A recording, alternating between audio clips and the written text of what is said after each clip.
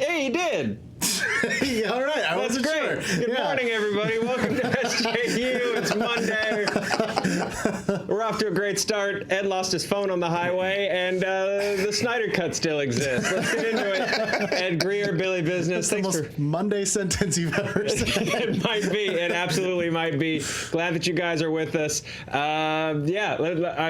You two are already sniping at each other from across the table. It's a good morning to talk about the more positive environment we've started to foster at Screen Junkies. He was just trying to get my mind off of my phone. It's like, when you pinch somebody right before you amputate their... I'm so mad that I don't have my phone, dude. I feel so naked. It was the swig of rum before we take your arm? Yeah, exactly. Yeah, got it. Guys, you know what else wants to take your arm? The Snyder Cut. It's the Snyder Cut, and it's back. There we go. This is how long are we gonna hold on this weird shot of that? Well, I was on TV. Ryan's doing good. Ryan, we poke at you. We love you. He's doing great. He's back there in the booth. He's doing the job of 14 men. You know what? I'm actually going to help Ryan right now. Do it. I'm going to adjust that shot so he doesn't even have to get up and do it. Do it. Look at this teamwork. Look at this teamwork. Look, we are killing it. Yeah. Wait a minute. Oh, nice. Stay off camera, you little... Shot back up right now. Put up Ed. Let's frame up Ed. We've lost any new There it viewers. is. Look at that. Look at that. Look at that. Looks beautiful. What did it look like before? Was it like a lot of negative space so an alien could jump in and get me? It was like, just on your crotch. The framing of like Punisher Warzone where it almost looks like a comic. Dude, Lexi Alexander can fight people for real. So I think she did that very purposely because you could literally take a freeze frame from Punisher Warzone and draw in your own comic bubble. Like, I think it's very intentional. Yeah, I love that movie. Greg Land has. Anyway, Snyder Cut. Anything to not talk about. Anything to not talk about. Guys, so it was the second anniversary. Here's why we're talking about the Snyder Cut. Okay. It's because the cast is talking about the Snyder. It won't go away, you guys. The kids talk about the Snyder. My dad has mentioned the Snyder Cut. Your dad does not know what a Snyder Cut is. He does, but he thinks it's something different.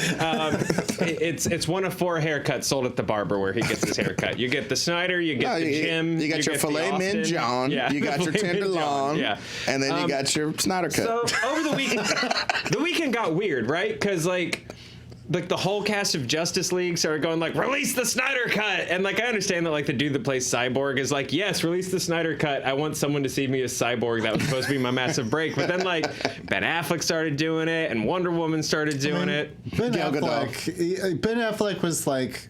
That was the weird one. She does have a name, Ed. You're right. I apologize. Then just Wonder Woman sauntered up into Congress. Gal Gadot was like, huh. But Ben Affleck was like, oh, that's really weird because you're like out of this. Yeah, you don't care. Yeah. Zack Snyder was dropping photos on Vero left and right of his cut of Justice League, and like been doing that for a long time. Man, it's the second anniversary of Justice League. They're still pushing for it. According to the Hollywood Reporter, there's no announcement imminent. So it's not like they're just like doing a stunt to release the thing. Like according to insiders at Warner, there's like 0 plans to release a thing, even if there is a thing. But then you have Momoa saying that there's a thing, and bro, he's seen it. I want to clarify comments that I've made about the Snyder Cut. Clarify away. Clarify. Billy Business's clarification corner. Because Let's go. I've said the Snyder Cut doesn't exist. And what I mean by the Snyder Cut doesn't exist is not that Zack Snyder didn't do an assembly cut of the footage that he shot trying to assemble what he thought would be a movie. What I'm saying is, when I say the Snyder Cut doesn't exist, there is no finished, polished movie. If they were to release the Snyder Cut, it would be probably 3.5 hours. There'd probably be no ADR, so all the dialogue would sound like you recorded it, like in a bathroom. Like it would just sound like this probably a lot with a big wind machine. Mm-hmm. There's probably 2/3 of the CGI for the sequences that he did isn't done. The mustache is still there. No, the mustache wouldn't be there because they hadn't reshot. The reason they had the mustache is because they reshot all that stuff. Oh, yeah. So, yeah, I'm sure you're right. Sans mustache, I don't even know who wants to see that. But I just don't think that, you can release it, but I feel like it would be at best like a DVD bonus special feature than it would be like an actual movie you'd be watching. Ed, take what Billy just described. Do you want to see that? Does it sound cool? No. Divorce yourself from any and all context of Snyder Cut and being yelled at on the daily basis by Joker avatars. Do you want to see what Billy just described? Well, Joker avatars, eggs, and anime heads. It's a fierce Venn diagram. No, but you know what? Honestly, it seems as though, yeah, I think people are under the misapprehension that there is a finished movie they can go see that is just as finished and polished as Justice League that they can go see, and that doesn't exist. But also, I think people overestimate their ability to go, like, I think there was conversations with between Steppenwolf and, like, Lex Luthor or something in that movie that are, like, cut out because they didn't finish them. So it's like Jesse Eisenberg talking to some tennis balls for 10 seconds in a 3-hour, 40-minute cut that doesn't have the... What are we talking about here? Here's the thing. Everything that you guys are describing, I actually want to watch. Like, I actually want to watch Jesse Eisenberg act with a collection of tennis balls. As a like Robert Rodriguez 10-minute film school type of mindset, sure, I'd love to see. It's kind of interesting. See what an assembly cut of a major blockbuster looks like. I don't think the people who, and you said divorce it from its context, divorce it from people yelling at you. You can't, because this has become political. I'm not talking about political in the way that most people understand it, this party, that party. Nerd political. Yeah, it's become this symbol of the corporation took my film from my buddy, man. He was vulnerable and they took his film, man. Dude, it's like when Orson Welles was trying to find that movie and it was in those cans and those dudes in the Middle East like owned it and he had to go like. So what you're saying is that somehow Zack Snyder has managed to make the Fountainhead movie? Yeah, sort of. I like your biker cinephile character. By the way. I watch everything at drive-ins, man. I agree with Scorsese. It's despicable. Alan Moore says comic books are for babies. The Snyder Cut exists. I leave that Joss Whedon one alone. Snyder cuts to the bone. Snyder cuts to the bone. Richard Thornton in chat, and I remember this. He says Zack Snyder and Jason Momoa have said on camera that it's done. That it's done. I just don't. Are they just trolling people? And if so, is that kind of mean? I don't think it's. There's just no way. I'm sorry. There's no way that they spent the amount of money to completely finish. By the way, the schedule of how a movie is made, especially a movie that size, it wouldn't have been even close to done by the time that Zack Snyder left the project anyway. Like, I just don't. I don't know what they mean by, oh yeah, it's done. It's like, well, yeah, maybe there weren't like scenes missing, or maybe it's not like, oh yeah, well, we still had 10 pages of script to shoot before Joss Whedon came in. Like, everything that he shot principal was probably done, but that doesn't change the fact. But there's definitely sequences like you remember in the old. There's like a long fight scene in the old Adam West Batman where he's fighting all the villains in their hideout and he's saying things. Like a lot. Like there's so much fight banter, but you can't hear it because he's like not actually mic'd. So is that kind of like what it is? Where he's like, take that. Oh, but like you can't actually hear him. Well, and also, like I said, it's one of these things where it's starting to mean more than just a movie experience to people. You know what I mean? No movie experience is worth all this consternation. So it is more about like this. And as you speak, Philippe Torres in the chat has said, "Guys, go to Grace Randolph's Twitter," and I am. So I accept that challenge. Might have awakened something. It's like it'd be funny if there's just a series of tweets about like our disrespect of the grand history of blues rock. Oh gosh, in real time, she's criticizing our George Thorogood cover. It's weird, guys. I think Snyder Cuts to the Bone is. I mean, that was amazing. Weird Al would kill for that kind of parody. Are you kidding me? I don't know what they were talking about with her Twitter. It's just her doing Dora giveaways. Dude, it's so funny. If people understand, like, yes, my viral marketing worked. I know. If people realize we can get like what the Papa Chicken Sandwich is doing, what? She's saying this is negotiating. They're negotiating that it's in early stages. I don't agree with that. Negotiate with what? I mean, I don't there are agree. two guaranteed piles of money if two parties are negotiating. Back in the days, right? With the back in the days, like what, 2 months ago, it was Spider-Man's pile of money, right? And Disney's pile of money, and people were going, oh, we're gonna negotiate over these piles of money, whether we can conglomerate our pile of money.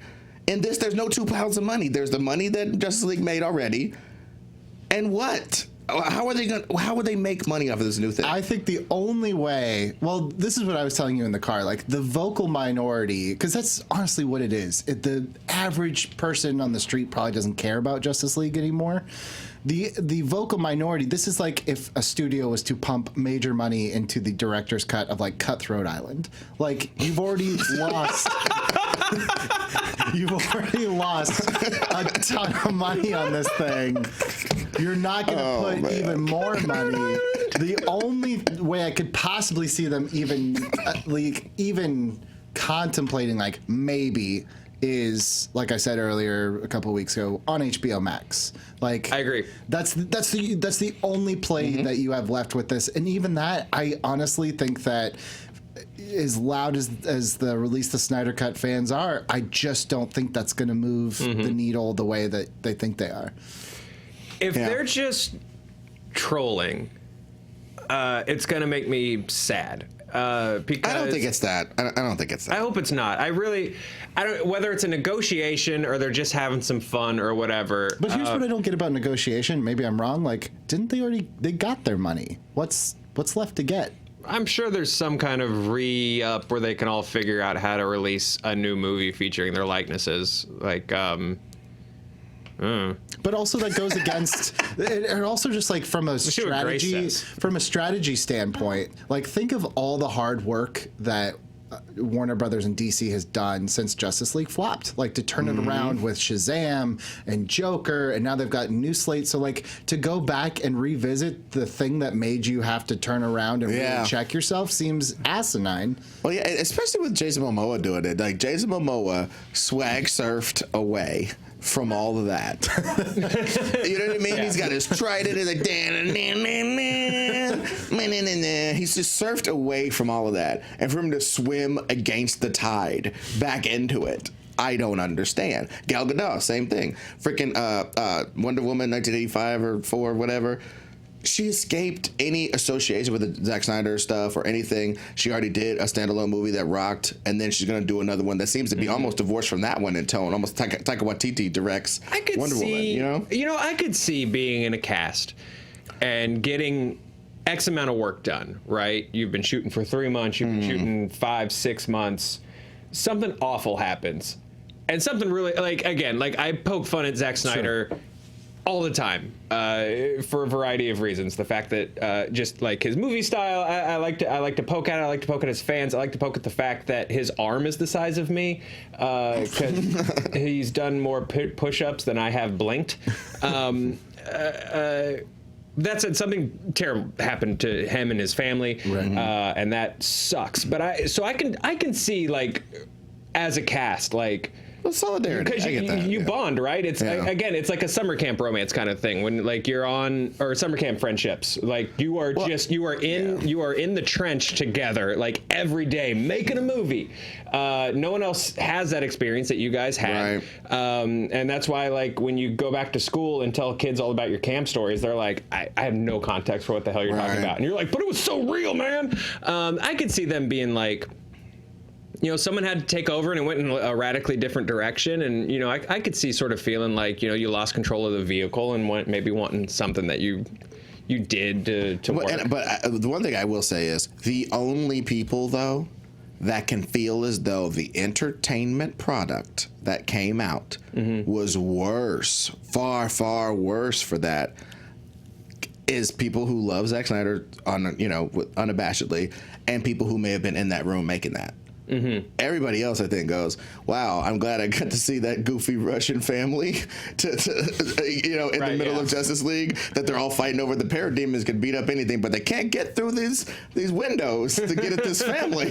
I think that's why I actually like Justice League, is because it's so like hokey, but in a fun way. I don't know. I like Justice League. Got a little super friendly for you. It's super friendly. It felt like I said, it felt like an old episode of Challenge of the Super Friends, and like I was down for that at that point.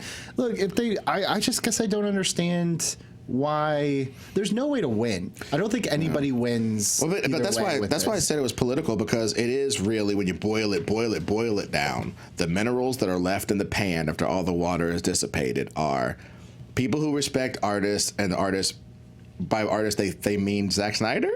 You know what I mean? People who don't take the art away from an artist, let them do their thing. There's people like that, and there's people who think that real, gritty, sad comic book movies are real, and Disneyfication is crap. And Disney came and one of the people who used to work for that crummy mouse, the Mouse Gang, one of the Mouse Gang defectors, came over and took over my wonderful artist project, sabotaged it with that Marvel kitty crap. Families in danger, giving a crap about civilians. Who cares, man? There's like a weird QAnon-ness to it, right?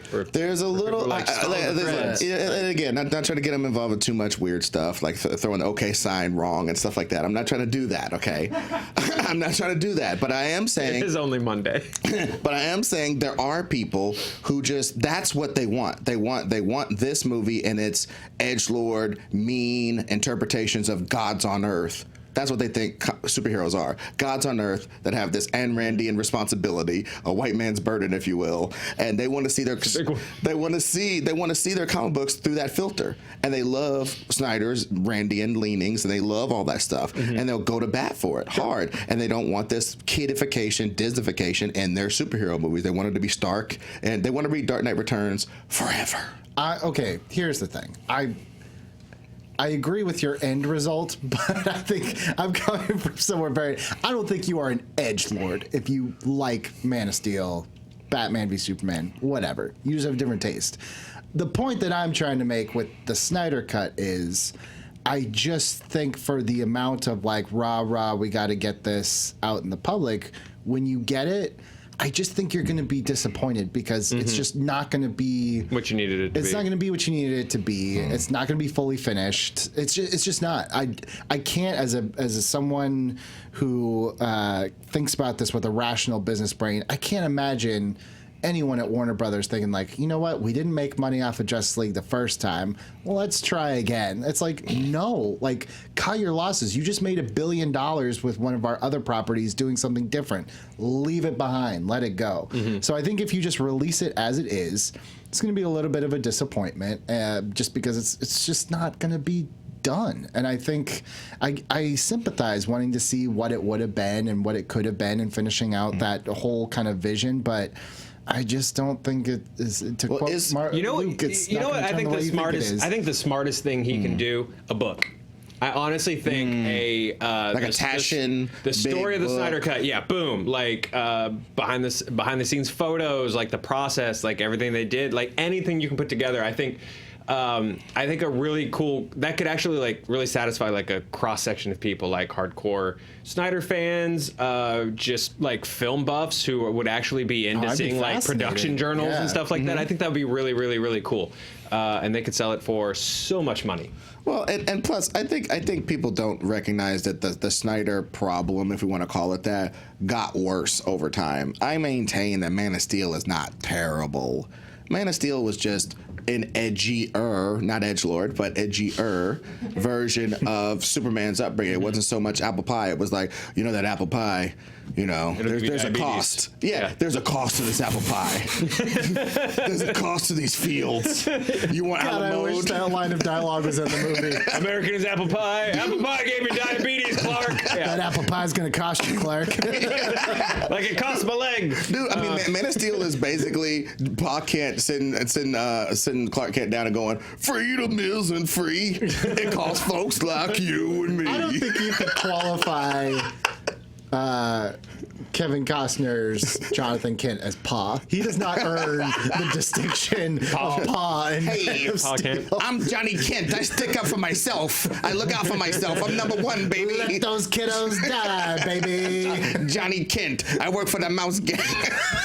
Working for the Mouse Gang. Well, guys, There's more to talk about in movie news than just DC Comics movies. There's also Marvel Comics movies.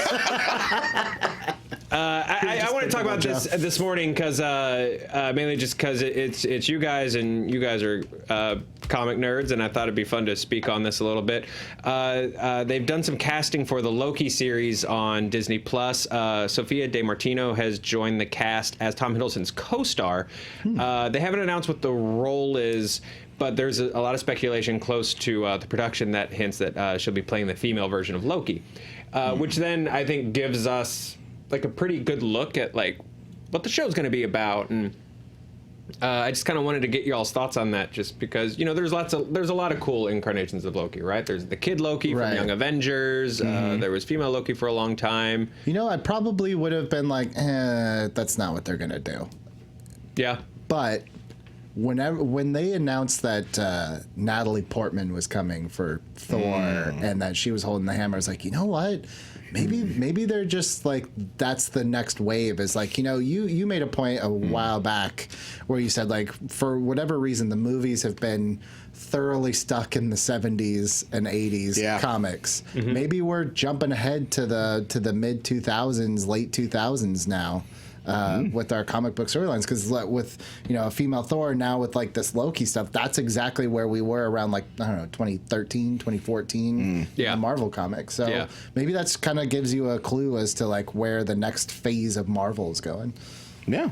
Well, I mean, it seems Marvel is good at taking the aesthetics and a couple of story beats from 2013, 2015, what they need, and then going, also that Thanos thing, that's awesome. That 70s thing goes really well with this 2013 thing. I agree. Oh, like, nice. I think they've been really good at being like, how do we fit these pieces from like the Winter Soldier Lego set into the Infinity Gauntlet Lego set? I think absolutely. Right. So I like the female Loki because it also gives us a little break from Hiddleston and gives a lady performer a chance to play with those toys, those mannerisms and stuff, and see how much of Loki we can see in her, and how much Loki's persona changes as a woman, and maybe that will be eventually reflected in her enmity with the Jane Foster Thor. You know, just like I just, you know, nobody pull anybody's hair and we'll all be okay. You know what I mean? Don't do that. They fight like Vikings and frost giants. You know what I'm saying? Let's get some bad. Then they're obviously going to be super badass. I'm just being dumb. But like, I want them to have the same amount of agency, the same amount of like, I want to pass the Bechdel test. Wouldn't it be great? Thor passes the Bechdel test. If you're an omnigender shapeshifter, can you pass the Bechdel test? Maybe you pass it. I don't think that's a conversation for us to have. Never mind. I'm going to pull that back. You know what? It's off the table. It's off the table. Man, I think Loki should be a woman, man. What, does he hang out with the Loki should be a woman? Hear me out, man. Got a tricksters. Like my ex-wife, man. Yeah, I knew that was coming. Loki should be a woman, man. I knew that was coming. Always after Asgard's throne and whatnot. Asgard's throne might as well be half my paycheck, you know what I'm saying? All my exes live in Midgard. Hey, they're never going to let me host this show ever again. Just kidding. I'm the only one that'll do it. No one else wants this job. Let's see here. You guys want just going to get tweets all day about like, how do I work for Screen Junkies? Thanks, Joe. 9 out of 10 of us can do a much better job, and you can. Cheers. He took the bell into the booth. That's amazing. Hey, 9 out of 10. You know what? 10 out of 10 of you. Thank you guys for liking, subscribing, hitting bells, doing the notifications, all of that. Look, I'm an old-fashioned man who doesn't understand modern technology and trappings, but I do know that the more positive things you push on a Screen Junkies or Fandom Entertainment video, the better it is for our algorithm somehow. I didn't build the boat we're on. I just am lucky enough to be sitting in a passenger room with the rest of my going. friends You got here. it. You're nailing it. And, I don't know if the boat's going to hit an iceberg or just completely explode or reach the other shore safely. But in the meantime, we're sure glad that you guys are on the journey with us. How's it going to explode? It's just a boat. YouTube is the boat. Have you not seen Speed 2, Ed? That one didn't even explode. It just hit the dock. We can't be on cruise control, man. I told you I lost my faith in film reviewers when Siskel and Ebert gave the sequel to Speed 2 thumbs up. I was like, you know what? The system's broken. I'm out. I went to HR. Sandra Bullock was delightful in Speed 2. How dare you? Jason Patrick wasn't. Anyway, go. Oh, poor Jason Patrick. Give that guy a break. Hey, we made a documentary about Galaxy Quest. Sorry, I tried to say all of those words at the same time. And spoiler alert, it didn't work. It's called Never Surrender.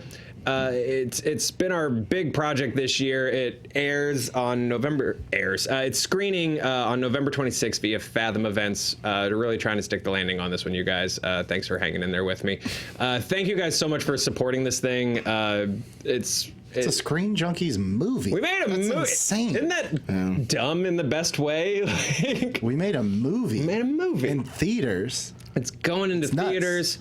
And it's moving. You know what I'm saying? I'm not trying to do this as a moving, but it is moving. We had a little screening in the office on a big fat TV, and it was just like, that isn't even what these people are going to experience in the movie theater. There's so many things where you can see them on a big TV and they're okay. Seeing these people talk about this movie in this fashion and the trips back in time we have, the different roads not traveled, that crop up through the narrative. Yeah, people were like surprisingly candid about like, here's X, Y, and Z where this was supposed to go, but didn't for the following reasons. So to be able to see that on the big screen, I mean, so many people have already bought tickets, and that's kind of amazing. Yeah, and we really appreciate you guys. And as promised, we said if you guys screen grab your ticket with the hashtag Never Surrender, we'll give you some shout outs on SJU. We got a couple of them. Let's get into them.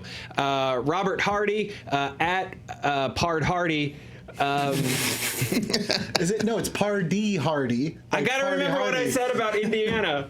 Joe, I'm calling you out from Indianapolis, baby. My feelings are still hurt from Joe's insensitive comments about Indiana so long ago. But that never stopped me from reporting it to see Never Surrender on November 26th. Happy pre-Thanksgiving from your extended family. Robert, happy Thanksgiving to you too, brother. Thank you so much for grabbing a ticket. Screen 12, that's a solid screen. If it was in Kentucky, on the other side of the Ohio River, not in that trash pile you call a state. I don't remember what I said about Indiana. Probably something bad. But to say a solid screen, that just reminds me of basketball. And like the Hoosiers always win. So what's his problem? I don't understand. I don't know. I probably called it a steaming concrete. Were you trying to get heel heat? I was trying to get heel heat on Indiana. Yeah. You're a face, Joe. Just stop it. I know. It's not working, is it? It's always it's never very convincing when I try to be mean. No, take it from the D'Lo Brown of Screen Junkies. But honestly, I've said so many mean things about Indiana, I can't remember which specific one. Robert, I apologize to you. You're the lone good thing about your state. And I appreciate your support. Eric Webb at Salacious Scribe asked, I've looked all of Fandom Uncovered docs. Thank you so much. I'm really proud of those two. They've come out super, super well. He's very excited to see hashtag Never Surrender next week in LA. Question for the SJU gang. Galaxy Quest is full of quotable lines. What's your favorite or most often quoted line from a movie or TV show? I can kick this off. There is a Christopher Walken sketch from SNL where Tim Meadows comes as a census person to have him do the census questionnaire. I don't know if you remember this sketch at all, but basically the premise is he'll be like, how many people live in this home? And Christopher Walken will be like, oh, big question, maybe 80. It's like 80 people live in there? He's like, well, there's me, my wife, I think we have 17 plants. I have a couple of candy bars. And Tim Meadows is like, what? No, just you and your wife. Like, a candy bar is not a person, sir. And then eventually in the script, Tim Meadows, just with that like sad puppy face that just he's the master of, is just like, I'm going to pretend like this is going really well. and he just like plows forward, and I love that line. sentence. I say that all the time. That was the name of my Tumblr. I'm gonna pretend that this is going very well. It's called "This Is Going Well." Oh wow! Was that your Zenga? Yeah, that was my Zenga back in the day. So that's the line that jumps to me off the top. You guys Mine got is any kind of quotables? weird. Weirder than that. Well, weird in the sense that it's like, of all the lines, why is that the one? But I say this a lot, especially like when things get really stressful and I'm trying to think and just be calm. From Avengers, I didn't even know I do this, but a lot of times I'll go, if someone's like, "Blah, blah, blah," I'll be like, well, you're not wrong. For like how when Captain America opens up the thing, he's like, it looks like it's made of some sort of electricity, and Iron Man just goes, well, you're not wrong. Like I don't know why I say that all the time when like this was supposed to be. I'm like, okay, well, you're not wrong. I do that at least 15 times a day. Wow, that's a solid point. It's always like really little stuff that no one else has ever really like picked up on. Right, yeah. It's just like those little beats, you know? Well, I guess I can't speak without pop culture things because I thought of 3 off the top of the bat. I'll go through them very quickly. One is I say, when people ask me how I'm doing, I go, rockin' and rollin', making better films. And nobody knows where that's from. It's from Boogie Nights when they asked Dirk Diggler like this question about what he's doing, and he goes rockin' and rollin', making better films. And the fact that he's talking about doing porn and how really terrible those movies are, it's hilarious. And it's his nonplussed. He's won a bunch of awards, and he just doesn't even have it in him to do an award speech anymore. He's just that good, and that's what he says. So when people ask me how I'm doing, I say that, and nobody ever gets it. Also, I say, it's going to bring this Bonnie situation to a head. Yeah. I say that all the time for real. Billy can attest to that. I say that like a lot. And last things last, I'll say, you son of a bitch, Dylan. You know, I say that. So I say that to Clee so much. She's like, just stop saying that to me. I'm your girlfriend. You can't say. And then she's like, and she's all mad, or she's struggling with like a thing of mayonnaise or something that she can't open it. And I'm like, say, got you pushing too many pencils. It's truly infuriating. The other, there are 2 other ones. The self-deprecating ones for me. Boogie Nights reminded me of this. I will walk around going, I'm an idiot, like all the time. Yeah. And then there was, this is very specific, there was an episode of Kitchen Nightmares that Gordon show. Already on board. Already love it. It was like this pizza place run by twins in LA. And the place was just like gross. And so Gordon like made them, just the 2 of the owners, just clean the kitchen themselves so that they would like do work. And they were just really exhausted and upset by it. And so one of them was just like trying to scrub this oven. And he was just like, I keep screwing it up. I'm making it dirtier. And anytime I feel like I'm getting like too down on myself or something like that, my wife will just be like, I'm making it dirtier. Just to like snap me out. I will say, I think the meanest thing I've ever said to someone, I did steal from Kitchen Nightmares. I literally said to someone, I was like, you know what? I've never believed in anyone as little as I believe in you. and I stole that straight from Gordon Ramsay from Kitchen Nightmares. Oh. Right? At least it wasn't from MasterChef Junior.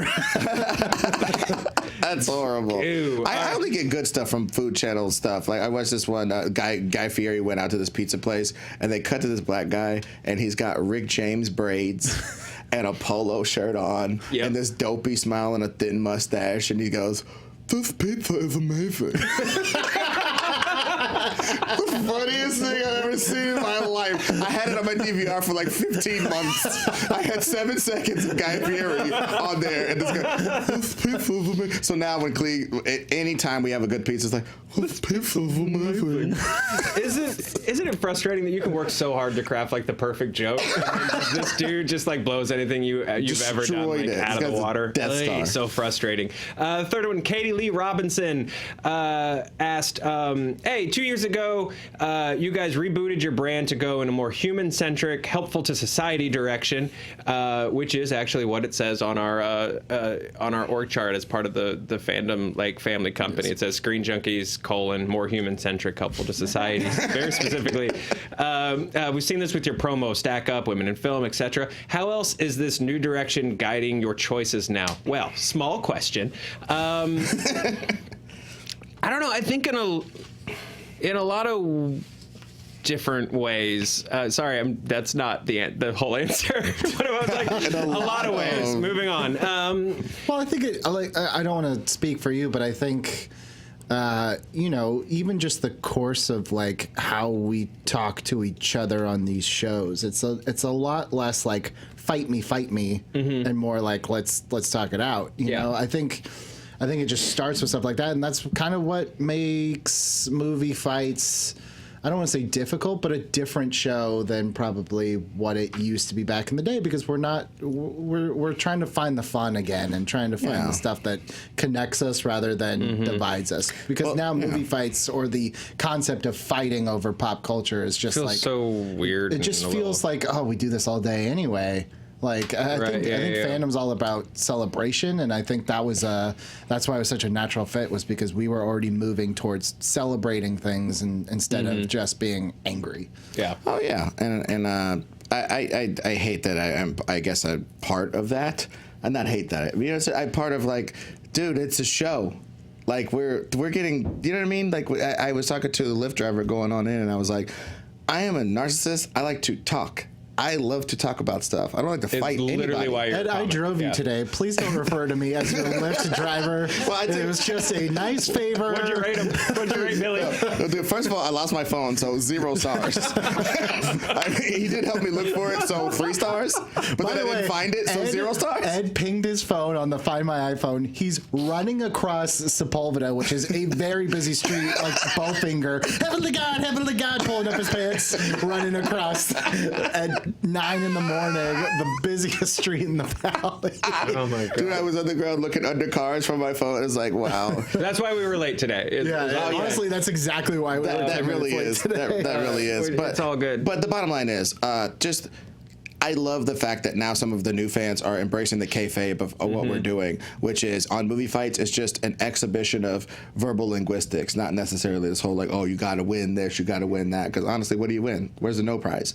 You know what I mean? Yeah. It's like it's a show, for Christ. It took a long time to convince cast that it's fine that they didn't win or never win, like Ed. Just to be like, no. Yeah. It's you're good at the show. Like that's the point. You know, you need some jabronis. You need some jobbers. You need some jabronis to put over. We need a Brooklyn brawler to come on the show. I'm D'Lo Brown.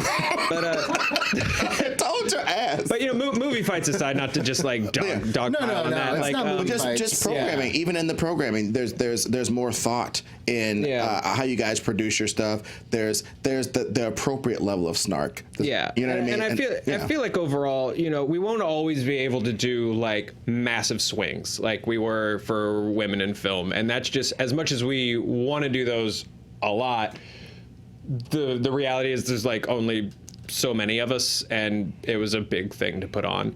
And we've got pretty limited resources for like being able to do giant event stuff like that.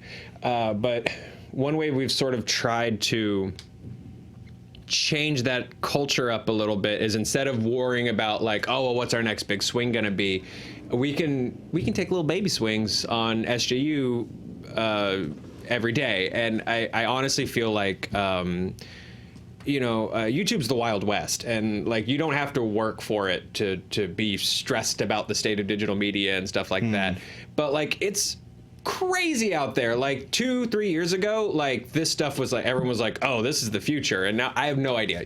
I have no idea where digital media goes in the next year or two. Whether we'll be completely replaced by Jason Momoa, just like being paid by Warner Brothers to react to his own trailers. Why, like, cut out the middleman? Why not? Why have they not done that? Why don't shut up? This is a Terminator date. You just put a date on us. Momoa's coming. But, the point being, that while we are lucky enough to have a platform and to be a channel that's still very fortunate enough to be thriving and healthy, like I feel like we do have a responsibility to be able to use it properly. We definitely have the opportunity. We have the opportunity. I think that's the right word. And just seeing what we've like the great organizations that we've been spotlighting, this month it's, the brothers and sisters, the big brothers, big sisters, like, there's just an opportunity to point out the things that it's like, we love to goof around. We love to talk about stupid stuff. And, it's okay too, to like shed some light on some serious stuff, and then we'll go back to goofing around. Yeah, and to sort of, and so those are the swings we're definitely like able to take, and just to be able to sort of speak on the idea of it being tougher to put on like the larger event. Like there was a reason why in October suddenly we just didn't, or not, October we didn't have anything for a little while, is because I just severely underestimated how long it takes to actually talk to an organization so that we can get their info, and so it just, every now and then you slip up, but you do your best.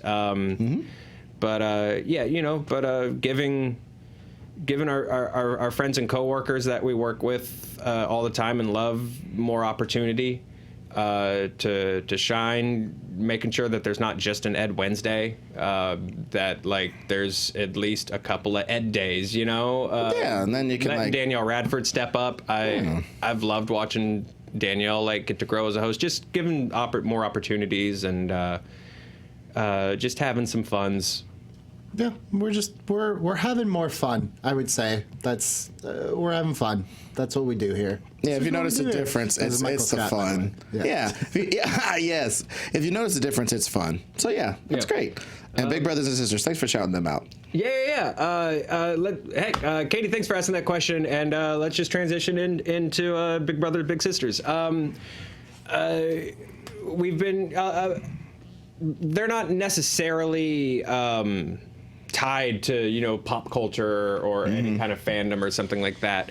Like say maybe Stack Up is tied to gaming. Right. But the reason I thought it was important to highlight Big Brothers Big Sisters, I got into this a little bit last week. And I don't know if it made any sense because I was still very jet lagged. Also, if I'm ever doing a bad job on the show, it's because I'm still jet lagged, and I'm just going to continue blaming that. But we have a lot of audience. You can read it in the comments. You can read it in chat. You can read it when like they reach out on Twitter and stuff like that. People don't feel like they have a lot of power.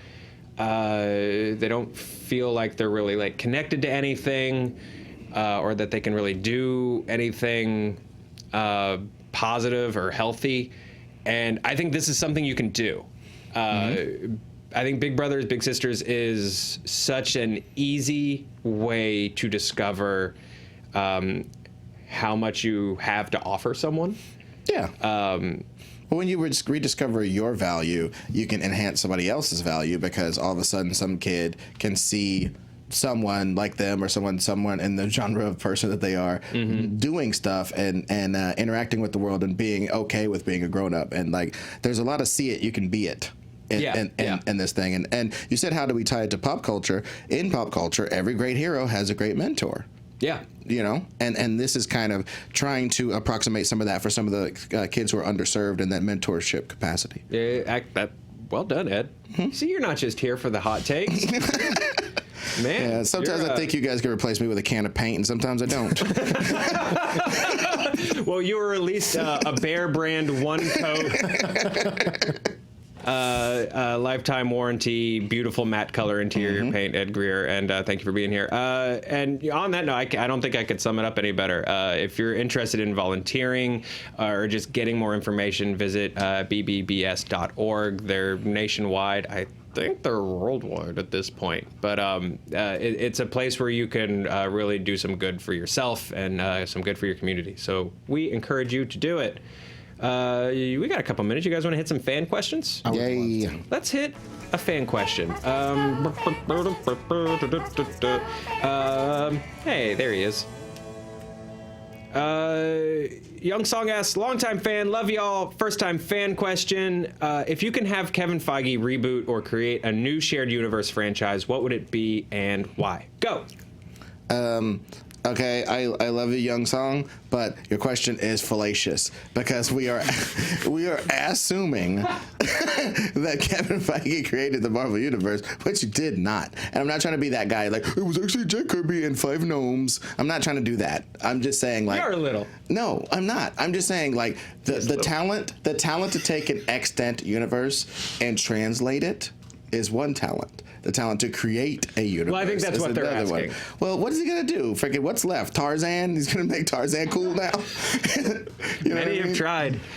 He's got such a specific. He's put a very specific like. This is the wash that sort of is the connective tissue on these movies, and unless he's going to do something that's like radically different, that feels radically different, I honestly don't want him to do. Like, we have the Kevin Feige brand Marvel movie, and it's working, and sometimes there are some diminishing returns, and sometimes they're fantastic. But I don't think I need like another wave of Kevin Feige Universal Monsters or whatever. Yeah, that's what I'm saying. I think it'd be weird, like because they tried it with the Universal Monsters, and like Dr. Jekyll is like talking to people like, "Hey, mommy, would you like to join my initiative?" That is kind of how it happens. It's so stupid. And then he looked at the camera and he was like, "That's a wrap." Hey, Billiam. You know what? Since you guys already crapped on the question, thanks a lot for I submitting. didn't crap on the question. I answered it honestly. And crapped on the question. Yeah, and then Did you not listen to our 20 minutes of sincerity? Then you came and did a double decker on top of it. I did not. I took no such decker. I would say, you know what? I already did all the research, did all the background.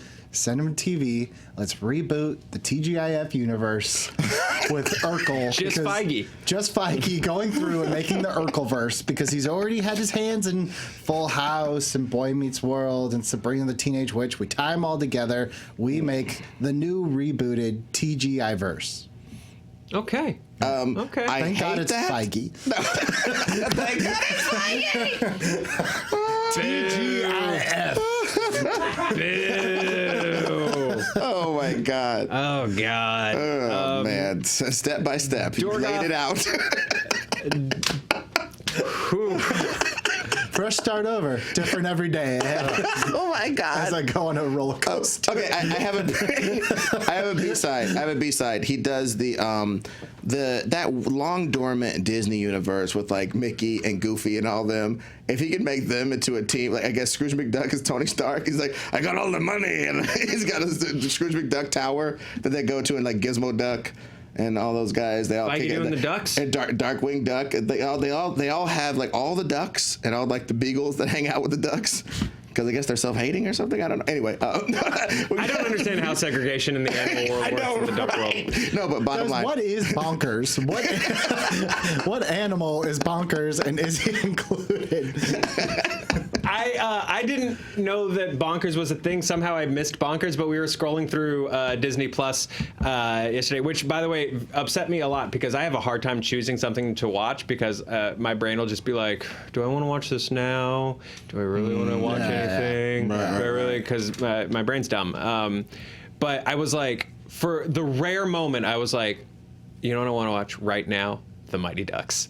And then I was like, yay, there it is. And I clicked on it, and it was like coming 2021. And I was like, well, no! But we were scrolling through, and we scrolled past that Bonkers thing, and I have never seen that visceral reaction out of my wife before. I've known her for several years at this point. We have spent a lot of time together, and I have never seen someone go, no! she was not happy to see Bonkers.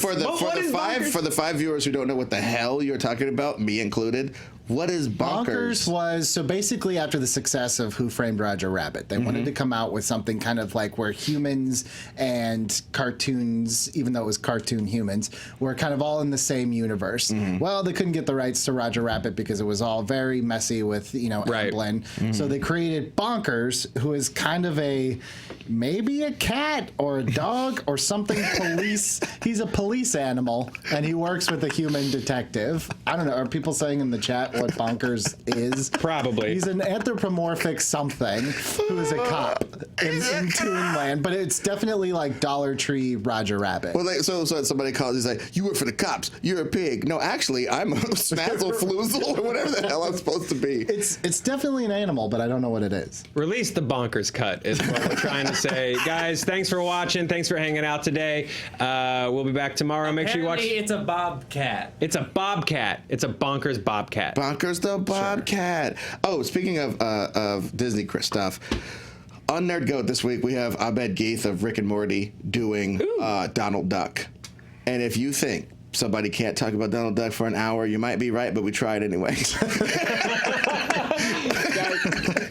Make sure you check that out. You got any hot takes that are... Yeah, this week, new episode dropping with Cameron Rice. We're talking Godfather Part 3. Ooh, that comes out tomorrow. Yeah. Sizzling. Hey, make sure you watch the Honest Trailer commentary for Hobbs and Shaw. Got an Honest Games trailer for Red Dead Redemption 2. We've got an actual trailer, a second trailer up for Galaxy Quest. Hashtag Never Surrender. And yeah, we'll see you guys tomorrow. Have a great day. Bye.